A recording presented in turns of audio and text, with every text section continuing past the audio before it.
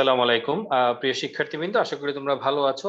একইভাবে আমরা প্রতিদিনের মতো 200 magic rules of English grammar থেকে আরেকটি ক্লাস করব এবং এই ক্লাসে আমরা জানবো ইনফিনিটিভ।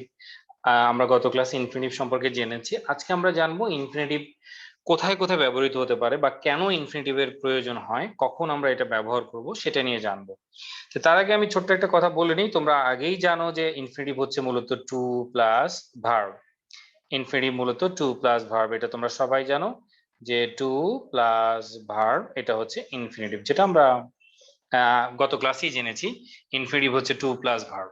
তাহলে এর বাইরে গিয়ে আমরা জানবো যে এই টু প্লাস ভার্বটা আসলে ইংরেজি ভাষায় কখন কখন প্রয়োজন হবে এবং কেনই বা আমরা এগুলোকে ব্যবহার করব এবং কোথায় কোথায় আমরা এই ইনফিনিটিভটি ব্যবহার করলে সেন্টেন্সটি সঠিক হবে বা বাক্যটি সঠিক হবে, আমরা সেই বিষয়গুলো জানবো।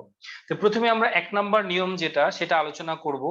আমি স্ট্রাকচারগুলো একটু আলাদাভাবে লিখে দিচ্ছি তোমাদের জন্য, সহজে বোঝার জন্য বা তোমরা যাতে সহজে বুঝতে পারো। সেটা সেটা হচ্ছে একটা প্রথম বিষয়টা মনে রাখবো যে ইংরেজি ভাষায় এমন কিছু ভার্ব আছে, ইংরেজি ভাষায় এমন কিছু ভার্ব আছে, ওই ভার্বগুলো আমাদের শিখে ফেলতে হবে।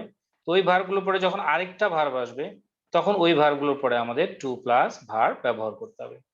তাহলে এই ভার্ব গুলো তোমার বাস্তব জীবনে, রাইটিং এ এবং বিভিন্ন প্রতিযোগিতামূলক পরীক্ষায় প্রশ্ন এখান থেকে প্রশ্ন হবে। যেমন সহজ একটি উদাহরণ যদি আমি বলি যে want, I want to go, এই নিয়মে আমরা চলে যাই। যেমন এখানে এই ভার্বগুলো লিস্ট দেয়া আছে, তোমরা এই ভার্বগুলো খুব ভালো করে পড়ে নিবা। যেমন দেখো এখানে লিস্ট দেয়া আছে, এই ভার্বগুলো পরে তুমি কখনো আইএনজি ব্যবহার করতে পারবে না। তাহলে আমরা কি ব্যবহার করবো? এগুলোতে আমরা টু ব্যবহার করবো। তো কমন কতগুলো শব্দ তোমরা একটু খেয়াল করে দেখো। যেমন দেখো না, ডিসাইড, আই ডিসাইডেড, গোয়িং বলা যাবে না, বলতে হবে I decided to go. I need going বলবো না, আমরা বলবো আই নিড টু গো। মানে কমন কিছু শব্দের উদাহরণ দিচ্ছি যেগুলো তোমরা ইতিমধ্যে জানো। এই যে ওয়ান দেখো, আই ওয়ান্ট টু গো। তাহলে এই যে ভার্বগুলো আমি বললাম, এদের পরে আমরা আইএনজি ব্যবহার করতে পারবো না। এদের পরে কি ব্যবহার করতে হবে? টু প্লাস ভার্ব ব্যবহার করতে হবে। তাহলে আমি সেন্টেন্সটাকে যদি আমরা লিখি, তাহলে এই সেন্টেন্সটাকে তখন আমাকে সাজিয়ে কিভাবে লিখতে হবে? যেমন আমি যদি বলি আই নিড, তাহলে আমি এখানে কি লিখবো? I need to go. তাহলে আমার যাওয়া দরকার, এখানে নিড গোয়িং বলার কোনো সুযোগ নাই। তাহলে এমন কিছু ভার্ব আছে। 1 নম্বর নিয়ম জানলাম, আমি এখানে লিখে দিলাম, কিন্তু এটাকে আমরা যদি এক ধরি, 1 নম্বর নিয়ম শিখলাম আমরা। 1 নম্বর নিয়ম শিখলাম যে নির্দিষ্ট কিছু ভার্ব আছে ইংরেজি ভাষায়, এই ভার্বগুলো আমাকে পড়তে হবে। এই ভার্বগুলো পরে কখনো আমি আইএনজি ব্যবহার করতে পারবো না। অবশ্যই আমাকে কি ব্যবহার করতে হবে? টু প্লাস ভার্ব ব্যবহার করতে হবে। এই সেন্টেন্স গুলো, এই যে ভার্বগুলো আছে, এগুলো দিয়ে তুমি বাসায় নিজে নিজে বাক্য গঠন করো। এবং বাক্য গঠন করতে গিয়ে তুমি দেখবা যে কিছু কিছু ভেরিয়েশন আছে, ওগুলো তুমি বিভিন্ন বইয়ের হেল্প নাও। আমাদের এখানেও উদাহরণ আছে, বইতে 200 ম্যাজিক রুলস বইতেও কিন্তু পর্যাপ্ত উদাহরণ আছে, তোমরা দেখতে পারবে। যেমন এখানে যদি আমি বলি we had plan to leave, দেখো এখানে কিন্তু আমরা উই হ্যাড প্ল্যান্ড এর পর আমরা কি দিতে পারবো না? লিভিং দিতে পারবো না। কি দিব তাহলে? এটা আমরা লিভ ব্যবহার করব। তাহলে এটা মাথায় রাখতে হবে। এখন এই যে ভার্ব গুলো, তাহলে নির্দিষ্ট কিছু ভার্বের পরে আমাদের কি ব্যবহার করতে হবে? টু প্লাস ভার্ব ব্যবহার করতে হবে। তাহলে এটাকে আমরা বলেছি ইনফিনিটিভ, এটা 1 নম্বর ইউজ। এবার আমরা এই 1 নম্বর ইউজের যে ভার্ব গুলো, এটা মনে রাখার একটা টেকনিক তোমাদের বইতে আছে। তোমরা কিন্তু সেই টেকনিকটি ইতিমধ্যে জানো। দেখো একটা সুন্দর কবিতা আছে, মজার কবিতা, বুক ভরা ভালোবাসা একটা কবিতা। এই কবিতায় যে ভার্ব গুলো আমি ব্যবহার করেছি, সেই ভার্ব গুলোর পরে সাধারণত টু প্লাস ভার্ব বসে। এটা জাস্ট একটা টেকনিক, এটাই কিন্তু তোমার সবকিছু না, বাট জাস্ট মনে রাখার জন্য। তুমি মানুষ নেগেটিভ জিনিসটাকে পছন্দ করে বা ভালোবাসার বিভিন্ন কবিতাগুলো তারা মানে পড়তে চায়। এই জন্যই কবিতাটি মূলত লেখা। আসলে এটা আসলে তোমরা কবিতাটি মুখস্থ করার দরকার নেই, জাস্ট শব্দগুলো কি খেয়াল করবা, তাহলে তোমার মাথায় ওই শব্দগুলো কাজ করবে। যেমন সিদ্ধান্ত নিয়েছিলাম, প্রতিজ্ঞাও করেছিলাম, পরিকল্পনাও ছিল, ভালোবাসবো না আর কখনো। তাহলে আমরা কি পাচ্ছি? যে ডিসাইড, প্রমিস, প্ল্যান, লাভ। ঠিক আছে, তাহলে আই ডিসাইডেড গোয়িং বলবো না, আমি বলেছি আই ডিসাইডেড টু গো বলবো, I decided to do the work. তাহলে এখানে আইএনজি দেওয়া যাবে না, ইনফিনিটিভ ব্যবহার করতে হবে। তাহলে এরকম বাকি ভার্ব গুলো তোমরা এখান থেকে পড়ে নিবা। কবিতাটা দেখো, সিদ্ধান্ত নিয়েছিলাম, একটা থিমও আছে কবিতাটার মধ্যে। সিদ্ধান্ত নিয়েছিলাম, প্রতিজ্ঞাও করেছিলাম, পরিকল্পনাও ছিল, ভালোবাসবো না আর কখনো, মনে হয় ব্যর্থ হয়েছি। তাহলে সিম বা অ্যাপিয়ার টু হয়, ফেইল টু হয়। যেদিন ভালোবাসার দাবি নিয়ে এলে, তাহলে দাবির ইংরেজি কি হবে? ক্লেইম বা ডিমান্ড। পারিনি তোমার অফার ফিরিয়ে দিতে, তাহলে অফার টু, রিফিউজ টু। কিভাবে যেন সব তুমি ম্যানেজ করলে, তাহলে ম্যানেজ টু। সত্যি তুমি আমায় ভালোবাসা শেখালে, লার্ন টু। ভুলেও চাই না তোমার কাছে ছলনা, ফরগেট টু, ওয়ান্ট টু। ছলনা হচ্ছে প্রিটেন্ড। দরকার শুধু তোমার বুক ভরা ভালোবাসা, তাহলে দরকার হচ্ছে নিড। তাহলে আশা করি তোমাদের এটা কয়েকবার যদি রিডিং পড়ো এটা তোমার অনেক মজা লাগবে, কয়েকবার রিডিং পড়লে ওয়ার্ড গুলো মনে রাখতে পারবে। এটার বাইরেও আছে, বাট এই শব্দগুলো পরীক্ষায় বেশি আসে, চেষ্টা করেছি একটা কবিতার মধ্যে শব্দগুলোকে নিয়ে আসার জন্য আর কি। ঠিক আছে, তাহলে আশা করি তোমরা এটা পারবা। এবার চলো আমরা পরবর্তী নিয়মে চলে যাই। তাহলে পরবর্তী যে নিয়মটি, সেটা 2 নম্বর নিয়ম, সেটা আমরা একটু পাবো এখন। দেখো 2 নম্বর নিয়মের পাবো যে এই ভার্বগুলোর পরে একটা নাউন বা প্রোনাউন থাকবে। এই ভার্বগুলো তো থাকবেই, এরপরে আবার একটা নাউন বা প্রোনাউন থাকবে। খুবই গুরুত্বপূর্ণ কথা, সরাসরি ভার্ব থাকবে না, মাঝখানে একটা নাউন প্রোনাউন থাকবে।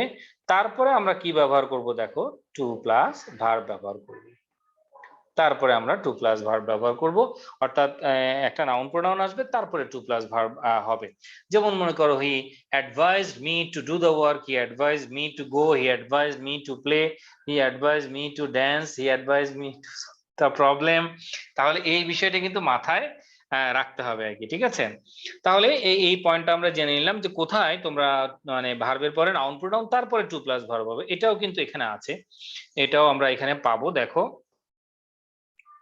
এই যে উদাহরণগুলো একটু খেয়াল করো, এই উদাহরণগুলো তোমার জন্য কাজে লাগবে। যেমন promise to, marry, decided to invite, forget to write, এই যে এখানে আছে দেখো। তাহলে এই সেন্টেন্স গুলো কিন্তু যে সঠিক, আগে এটা একটু তুমি জেনে নাও যে এই সেন্টেন্স গুলো ভুল না। এই যে আমি কিন্তু এই সেন্টেন্সটা ইনকারেক্ট কেন, কারণ এখানে দেখো টুটা নাই, কিন্তু এখানে কিন্তু টুটা আছে। এই টুটা না দিলেই বরং সেন্টেন্সটা ভুল হয়ে যাবে। ডিমান্ড নোয়িং, এখানে নোয়িং আইএনজি দিতে পারবো না, আমাকে অবশ্যই কি ব্যবহার করতে হবে, টু প্লাস ভার্ব ব্যবহার করতে হবে। ঠিক আছে, তাহলে এটা একটু তোমরা নিজেরা ঘরে পড়ে নিবা, তাহলে উদাহরণগুলো একটু দেখবা, তাহলে তোমার আত্মবিশ্বাসটা আসবে তোমার। আর এটাকে যদি নেগেটিভ করো, তাহলে নট টু ব্যবহার করবা। তাহলে he advise me, he told me not to do the work, not to do collect the book, এরকম নট টু এর ব্যবহার আছে। এটা একটু মনে রাখবা যে কিভাবে এগুলোকে নেগেটিভ করে। তো সেটা নিয়ে আমি একটু পরে আলোচনা করছি, সেটা নিয়ে আমরা পরে আলোচনা করছি। তাহলে আমরা এবার পরবর্তী নিয়ম যেটা তোমাদের আমি এতক্ষণ আলোচনা করলাম, সেটা একটু খেয়াল করো। এই যে দেখো, এই নিয়মটা একটু খেয়াল করো যে কিছু ভার্বের পরে নাউন প্রোনাউন তারপরে টু প্লাস ভার্ব, এটা অ্যাক্টিভ সেন্সের। আর প্যাসিভ স্ট্রাকচারে আবার কিন্তু টু প্লাস ভার্ব হয়। এই দুইটা স্ট্রাকচারই তোমরা শিখে নিবা, তাহলে তোমাদের কাজে লাগবে। এই দুইটা স্ট্রাকচারই তোমার কাজে লাগবে। তাহলে এখানে যে ভার্বগুলো দেখতে পাচ্ছ, যেমন ওয়ান্ট, লাইক, অ্যালাউ, এক্সপেক্ট, এদের পরে দেখো এই যে আমি যদি এখানে এটা করি, তাহলে দেখো এই যে নাউন প্রোনাউন থাকবে, একটা নাউন বা প্রোনাউন থাকবে, তারপরে হচ্ছে টু প্লাস ভার্ব, এটা অ্যাক্টিভ সেন্স। আর প্যাসিভ সেন্সে জাস্ট ওগুলো সব ঠিক থাকবে। আর এখানে ওই যে অবজেক্ট টু বি তারপরে V3 হয়, এটা এটা তোমরা পরে দেখতে পারবে যে কিভাবে এগুলোকে প্যাসিভ করতে হয়। এটার অনেকগুলো প্যাসিভ করার স্ট্রাকচার আছে, শুধু এটা না, আর একটা বিকল্প স্ট্রাকচারও আছে। আমরা এটা শুধু এটা চিন্তা করব না, এটা বিকল্প স্ট্রাকচার দিয়েও আমি তোমাদের দেখাবো যে কিভাবে প্যাসিভ করতে হয়। তাহলে আমরা এবার পরের অপশনটাতে যাচ্ছি। এই যে দেখো, তাহলে ওয়ান্ট এর পরে নাউন প্রোনাউন তারপরে টু প্লাস ভার্ব, এটা একটু খেয়াল করো। তাহলে ওয়ান্ট এর পরে এই যে দেখো নাউন বা প্রোনাউন তারপরে to plus verb, he wants me to do the work, I want you to help him, এই যে দেখো to plus verb, to plus verb, একইভাবে টু প্লাস ভার্ব। কিন্তু এই যে দেখো ওয়ান্ট এর পরে অবজেক্ট আছে, you, you, me, the work, এগুলো এটা হচ্ছে প্যাসিভ, এটা তোমরা দেখতে পাচ্ছ প্যাসিভ, এটা একটা পদ্ধতি। আবার অ্যালাউ বা অ্যাডভাইস মি, ওগুলোর ক্ষেত্রে আবার ভিন্ন পদ্ধতি করতে হয় আর কি। সব ভার্ব কিন্তু এই পদ্ধতিতে আসবে না, এই সবগুলো ভার্বই কিন্তু এই পদ্ধতিতে আসবে না। এটা আমরা প্যাসিভের ক্ষেত্রে তোমাদের আমি আবার বিস্তারিত পড়াবো যে কোন ভার্বের ক্ষেত্রে এই স্ট্রাকচার, কোন ভার্বের ক্ষেত্রে তোমার আরেকটা স্ট্রাকচার ব্যবহার করতে হবে আর কি। ঠিক আছে, তাহলে এখানে একটা স্ট্রাকচার ব্যবহার করা হয়েছে, সব ভার্ব কিন্তু এই স্ট্রাকচারে আসবে না, যেটা আমি আগেই বলে নিলাম তোমাদের।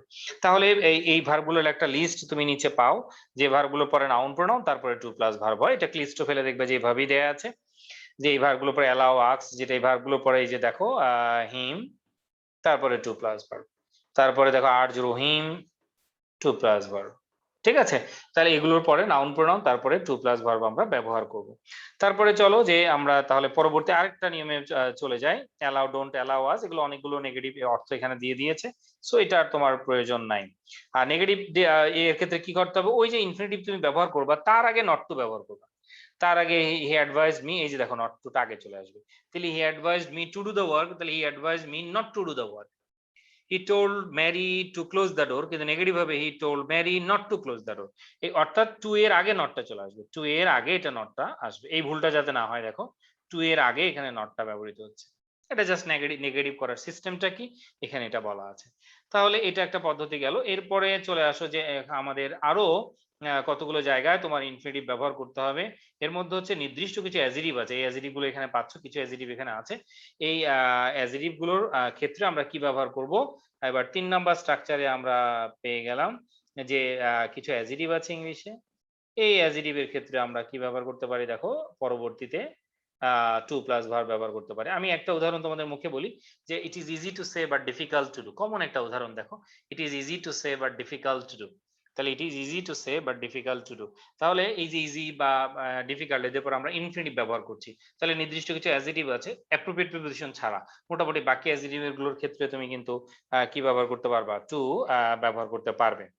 ঠিক আছে, তাহলে ইজি টু, ইম্পর্টেন্ট টু, এগুলো অনেকগুলো ভার্ব এখানে দেয়া আছে। এই যে দেখো অ্যাংশাস, ইগার, এই যে এখানে দেয়া আছে eager to, dangerous to, we are ready to leave now, we are ready to do the work, we are ready to go there, we are ready to solve the problem, we are ready to collect the book, এরকম অনেক কিছু। I am glad to meet you, I am glad to meet you, তাহলে it is difficult to do, এরকম already অনেকগুলো word আমি বলেছি এখানে দেখবা।